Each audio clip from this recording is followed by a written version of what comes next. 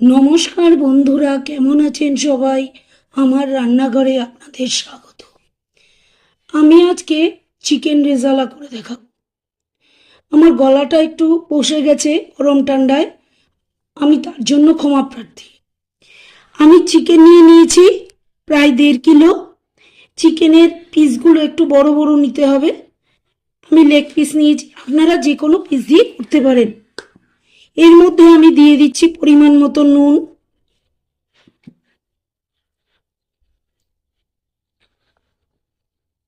গোলমরিচের গুঁড়ো,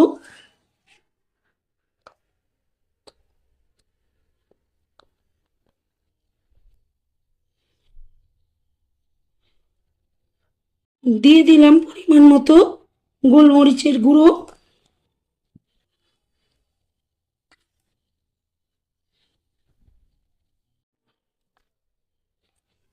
টক দই দিয়ে দিচ্ছি খানিকটা। এটা দিয়ে আমি মিনিমাম 2 ঘন্টা রেখে দেব, তারপরে রান্নাটা করব। ভালো করে মাখিয়ে এটাকে আমি রেখে দেব ফ্রিজে।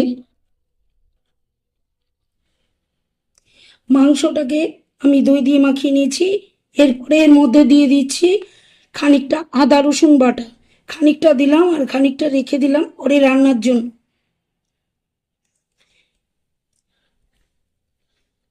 আর দিয়ে দিচ্ছি লঙ্কা কুচি। আমি এর মধ্যে লঙ্কাটা কুচিয়ে রেখেছিলাম, সেটাও দিয়ে দিলাম। চিকেন রেজালা বানানোর জন্য যে উপকরণগুলো লাগবে সেগুলো আমি নিয়ে নিয়েছি। ফোড়নের জন্য আমি নিয়ে নিয়েছি এলাচ, দারচিনি, শুকনো লঙ্কা, গোলমরিচ, গোটা গোলমরিচ, 2টো তেজপাতা আর জয়িত্রী। এগুলো আমি ফোড়নে দেব। আর পেঁয়াজ বেটে নিয়েছি, 3-4টে পেঁয়াজ আমি বেটে নিয়েছি মিক্সিতে। আর 2টো পেঁয়াজ আমি রিং রিং করে কেটে নিয়েছি। আর আদা রসুন বাটা খানিকটা দিয়েছিলাম ওর মধ্যে, আর বাদ বাকিটা রেখে দিয়েছি। আর নিয়ে নিয়েছি পোস্ত আর কাজু বাটা, মিক্সিতে আমি বেটে নিয়েছি। এবার আমি রান্নাটা শুরু করব। কড়াইতে আমি রিফাইন তেল দিয়ে দিয়েছি। এই রান্নাটা রিফাইন তেলেই ভালো হয়, আপনারা ঘিতেও করতে পারেন। আমি ঘি আর রিফাইন তেল একসাথে করেই করব। আমি রিফাইন তেলের মধ্যে দিয়ে দিলাম খানিকটা ঘি। তেল আর ঘিটা গরম হতে আমি ফোড়নগুলো দিয়ে দিলাম। ফোড়নগুলো আমি একটু নাড়াচাড়া করে নেব। এবার ফোড়নটা একটু ভাজা হতেই আমি দিয়ে দিচ্ছি বেটে রাখা পেঁয়াজ। বেটে রাখা পেঁয়াজটা দিয়ে আমি ভালো করে কষিয়ে নেব। পেঁয়াজ বাটাটা একটু কষানো হতেই আমি দিয়ে দিচ্ছি আদা আর রসুনের পেস্ট। এটা দিয়ে সব একসাথে করে আমি একটু কষিয়ে নেব। আমি পেঁয়াজ, আদা, রসুন এগুলোকে ভালো করে কষিয়ে নিয়েছি। এবার দিয়ে দেব মেখে রাখা মাংসটা। আমার বলতে মনে নেই, মাংসের মধ্যে আমি যখন মাংসটাকে মেখে রেখেছিলাম চিকেনটাকে, আমি দিয়েছিলাম কেশর। একটু কালার আসার জন্য আমি কেশর দিয়েছিলাম। আপনারা কেশর না থাকলে যদি মনে করেন যে একটু কালারের দরকার আছে, সামান্য একটু হলুদ দিতে পারেন। অবশ্য এই রেসিপিটা একটু সাদা সাদাই হয়, সাদাই খেতে ভালো লাগে। কেশর থাকলে বাড়িতে মেখে রাখার সময় একটু কেশর দিয়ে নেবেন।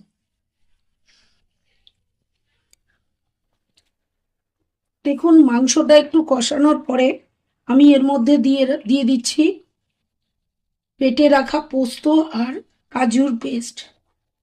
এটা আমি দিয়ে দিলাম, দিয়ে ভালো করে নেড়ে চেড়ে নেব। এটা দেওয়ার পরে অল্প আছে বসাবেন, কারণ যেহেতু কাজু আছে নিচে লেগে যাওয়ার একটা ভয় থাকে, তাই একটু আঁচটা কমিয়ে দিয়ে তারপর কষাবেন।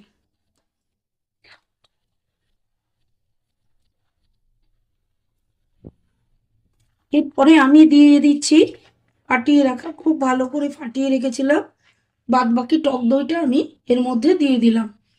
বাদ বাকি টক দইটা আগে মাখিয়ে রেখেছিলাম খানিকটা, আর দিয়ে দিলাম বাদ বাকিটা। এখন দিয়ে জলের পরিমাণ খুব বেশি লাগবে না, যেহেতু টক দই দেওয়া আছে জল বেরোবে। অল্প জল দিয়ে আমি এটাকে ঢেকে দেব।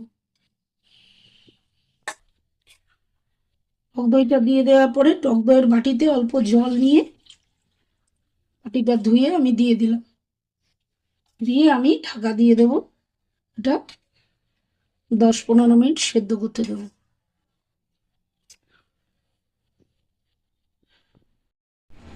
দেখুন তেল ছেড়ে দিয়েছে, ঝোলটা ফুটে এসছে। এর মধ্যে আমি এবার দিয়ে দেব একটু চিনি, এটা একটু মিষ্টি মিষ্টি হয়, আমি চিনি দিয়ে দিলাম। এবার দিয়ে দেব গরম মশলার গুঁড়ো, আর দিয়ে দেব রিং রিং করে কেটে রাখা পেঁয়াজটা।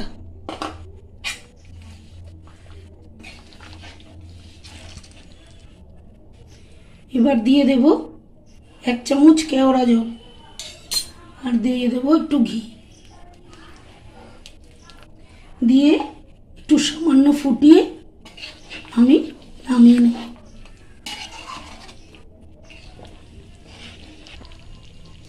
দেখুন রান্নাটা রেডি হয়ে গেছে।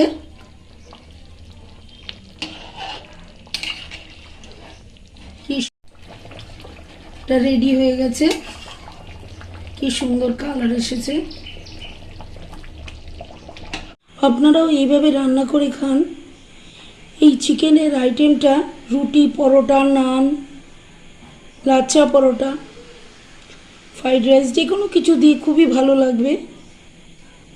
এই রান্নাটা ভালো লেগে থাকলে চ্যানেলটাকে একটা সাবস্ক্রাইব করবার, লাইক শেয়ারের অনুরোধ রইল। ভালো থাকবেন, সুস্থ থাকবেন। আবার দেখা হচ্ছে অন্য কোনো ব্লগে, অন্য কোনো রেসিপি নিয়ে। ধন্যবাদ।